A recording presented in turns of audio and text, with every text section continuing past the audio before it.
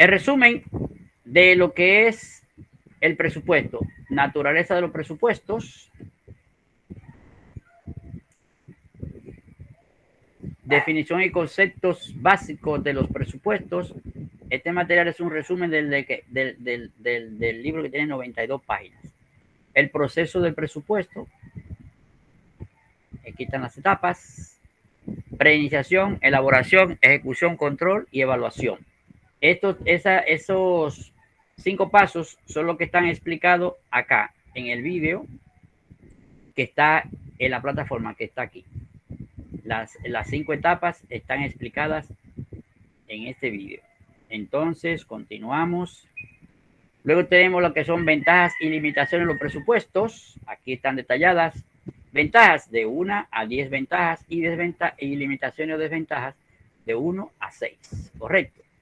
Ahí están detalladas, no tenemos por qué leerlas, ya lo tenemos todo ahí establecido. Desarrollo del presupuesto.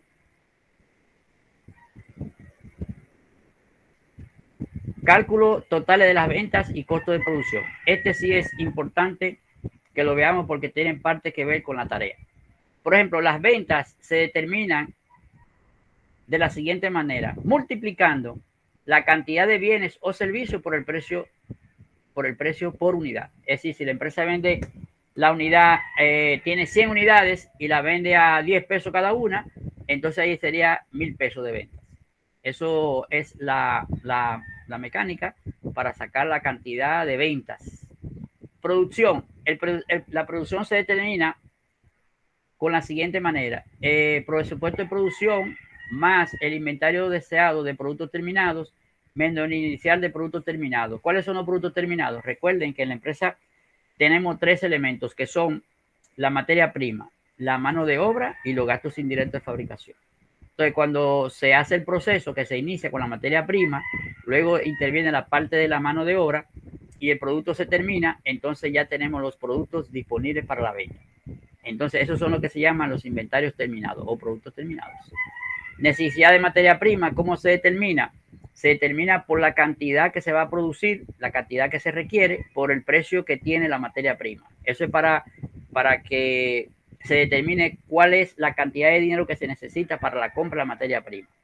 La mano de obra directa se determina la cantidad de horas, es decir, el personal, las horas que trabaja, por la tarifa que se le paga por hora. ¿Cierto? Los gastos indirectos de fabricación se determina por los gastos indirectos variables más los gastos indirectos fijos. Variable significa, como usted lo conoce, que vimos en el tema anterior, que utilizando el punto alto y el punto bajo, los fijos son aquellos que no cambian con el nivel de producción y los variables son aquellos que sí cambian, es decir, que mientras más se produce, pues más se incurre en los gastos, en los costos variables. Entonces tenemos el costo de venta, que se determina el costo de producción más el inventario inicial menos el inventario final. Eso es ya para determinar el costo de venta de la empresa. Recuerden que el costo de venta es diferente al costo de producción, porque el costo de venta se determina con los productos que ya están terminados. ¿Ya? El costo de producción más el inventario inicial menos el inventario final de los productos terminados. Entonces, ese es para calcular las ventas y el costo de producción. Muy bien, déjame ver cuál otro es interesante. Arriba. Ok, este es para elaborar un presupuesto de efectivo. Es decir, aquí están los pasos que se siguen. Comienza el saldo inicial para el flujo de efectivo, más las entradas normales y extraordinarias que haya, sea ventas o cobro de clientes, nos da el disponible. Es decir, el saldo inicial más lo que se entra por cobros de clientes, de ventas a crédito, más las ventas al contado, nos da el disponible, menos las salidas, que son los pagos a proveedores, los pagos de nómina, fundamentalmente, o cualquier otro pago, sale aquí entonces efectivo antes del saldo mínimo que se desea. Entonces, el saldo que se desea mantener, es decir, que si yo tengo 1.000.000 y quiero mantener siempre 100.000 pesos, yo le resto ese saldo mínimo para mantenerlo siempre fijo ahí, y me va a dar como consecuencia un sobrante o un faltante.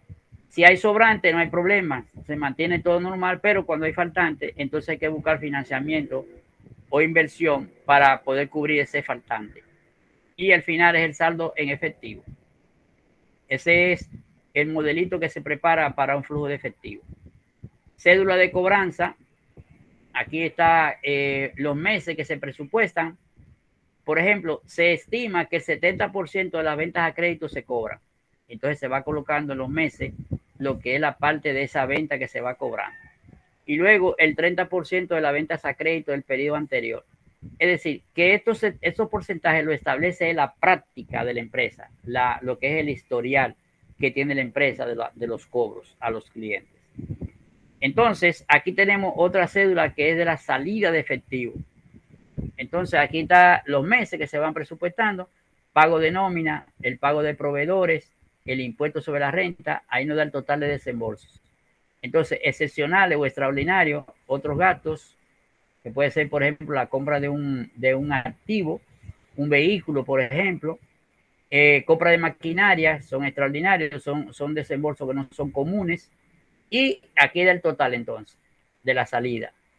Total de salida, la suma de ambas, es decir, de lo que son los normales y lo que son extraordinarios. Eso es para preparar lo que sería la salida del efectivo. Aquí tenemos entonces lo que hablábamos ahorita del presupuesto de efectivo, es decir, esto que está acá, que está en este cuadrito, vamos a decir vertical, aquí está presentado horizontal. Aquí tiene el saldo inicial para cada mes, ¿verdad? Saldo inicial. Entonces, las entradas, es decir, lo que se calcula aquí en el flujo de efectivo, por ejemplo, las cobranzas, en este caso, se van colocando aquí las entradas. Aquí está el disponible, es decir, la suma del inicial más lo que entró. Luego están las salidas, que incluye lo que es extraordinario y normal. Y la diferencia va a quedar es el saldo antes del mínimo, es decir, lo que está disponible menos la salida queda el saldo antes del mínimo. ¿Para qué se pone ese mínimo? Es como una política de la empresa para el efectivo manejarlo de manera eficiente. Aquí el mínimo que se estableció son 5,000, por ejemplo. Entonces, sobrante o faltante, como puede aparecer aquí, en el primer mes, 69.500 menos 5 da 64.500. Hay un sobrante. En este caso hay un faltante. Eso le va diciendo a la gerencia en qué mes tiene que buscar financiamiento. Porque recuerde que es un presupuesto. Está presupuesto, se presupone, se estima. Entonces, significa que le anticipa a partir de enero ya hay que ir buscando lo que es el financiamiento para febrero, para esa cantidad. Vemos después que el mes de marzo es positivo, es un sobrante. Sin embargo, para aquí está los 3 primeros meses, el segundo trimestre, tercer trimestre y el cuarto trimestre. Es decir, que solamente se ve un faltante en este trimestre y en el mes de febrero. Muy bien, entonces, esto es el estado de resultado proyectado. Ustedes ya saben, por lo que vieron en el tema de los estados contables, que un estado de resultado está compuesto de la siguiente manera: ventas menos el costo de ventas es la utilidad bruta, menos los gastos de operación es la utilidad de operación. Esto es un condensado de lo que es el estado proyectado. Recuerden que este estado no es lo que arroja la contabilidad financiera, sino que esto es una herramienta administrativa. Es decir, esto es un estado de resultado presupuestado o proyectado. Es una herramienta que utiliza la contabilidad administrativa. Luego, entonces, esto presupuestado se va comparando con lo que se realiza mensualmente, es decir, con la contabilidad financiera. Luego se compara con el presupuesto y ahí se va a ver si hay diferencia. Si hay desviaciones, es decir, diferencia de lo proyectado con lo real, entonces se va haciendo los pasos que hablamos arriba, que uno de ellos es el monitoreo. Monitoreo es darle seguimiento a ver por qué si se aleja mucho, entonces hay que investigar por qué se está alejando el presupuesto de lo real. Ese es el estado de resultado proyectado. Tenemos entonces el estado de situación financiera, vale decir activo, pasivo y capital. Aquí está el anterior, pero para lo que son la situación financiera, ¿verdad? Que son los mismos estados que ustedes manejaron en el tema 2 del estado contable, pero estos no son de la contabilidad financiera. ¿Sí? Estos que están aquí son de la contabilidad administrativa. Es decir, que ustedes como administradores van a proyectar lo que son los estados financieros. Este es el de activo, pasivo y capital. Y lo mismo se hace, es decir, se compara luego con la contabilidad financiera para determinar las desviaciones, que no deben ser muy pronunciadas, no deben ser muy distantes, porque según la experiencia es que se prepara el presupuesto, según lo que van arrojando los datos de la contabilidad financiera. Presupuesto en base cero, eso es una técnica, una herramienta que se utiliza contrario a lo que vimos anteriormente. Es decir, todo lo que yo le mostré aquí al principio es lo que se llama un presupuesto basado en el historial de la contabilidad financiera anterior, es decir, de años anteriores. Cuando arriba le hablé de un 70% del cobro de las ventas a crédito, eso es en base al historial que tiene la contabilidad financiera. El presupuesto en base cero consiste en lo siguiente, es que cada vez que comience el año, comience en cero. Por ejemplo, estamos terminando ahora el mes de, comenzando noviembre. Si la empresa prepara el presupuesto en base cero, lo que hace es que estima los gastos que se van a hacer el año siguiente, clasificado por mes, y dependiendo de lo que se necesite según los departamentos, entonces se le asignan los recursos. Fíjese que no se usa absolutamente nada de la contabilidad financiera. Se puede utilizar, pero solamente como orientación para tener una visión de lo que se va a gastar el año siguiente. Entonces, ¿en qué consiste? De la siguiente manera, o sea, el PBC o presupuesto en base cero es un proceso de elaboración del presupuesto que asigna fondos según la eficiencia y la necesidad para alcanzar los objetivos de la organización en lugar de considerar el historial presupuestal de años anteriores. Es decir, que esta técnica lo que hace es que cada año comienza con nuevos balances de acuerdo a la necesidad que tiene cada departamento, sin utilizar nada del año pasado o de los años anteriores. Entonces, ¿cómo se dice? A diferencia de la elaboración tradicional de presupuesto, ninguna cuenta se presupuesta en forma automática. En el presupuesto en base cero, los encargados del presupuesto revisan los distintos objetivos de la organización y gastos al inicio de cada ciclo de presupuesto, o sea, a principio de cada año, y deberán justificar cada uno para recibir los fondos. Si cada departamento tiene que justificar lo que va a gastar el año siguiente para asignarle entonces los fondos correspondientes. Cuando la aplicación de esta metodología de presupuestación resulta exitosa, la organización genera ahorros significativos y se libera de metodologías rígidas. Sin embargo, de no implementarse correctamente, los costos para la organización pueden ser considerables. Es decir, que tiene su ventaja y también su desventaja, como todo en la vida. Por último, David Ramírez, que es el texto que estamos utilizando en esta asignatura, esto lo establece la Deloitte, que es una firma internacional de auditoría.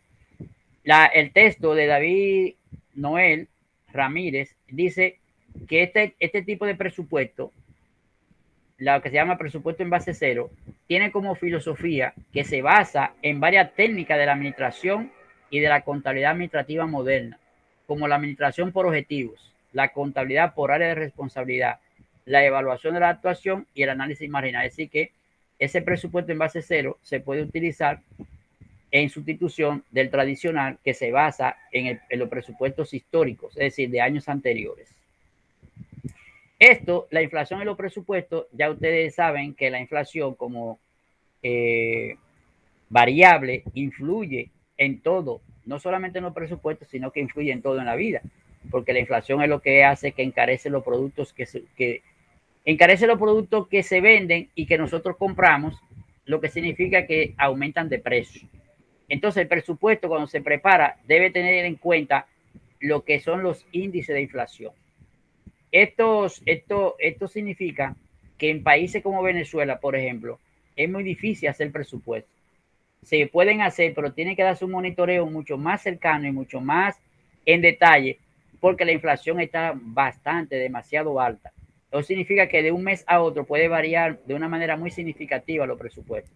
En esos tipos de economía, donde la inflación está muy alta, los presupuestos tienen que tener un seguimiento muy cercano, porque realmente varían de un mes a otro de manera considerable. Muy bien, entonces, este es el resumen de lo que es el presupuesto.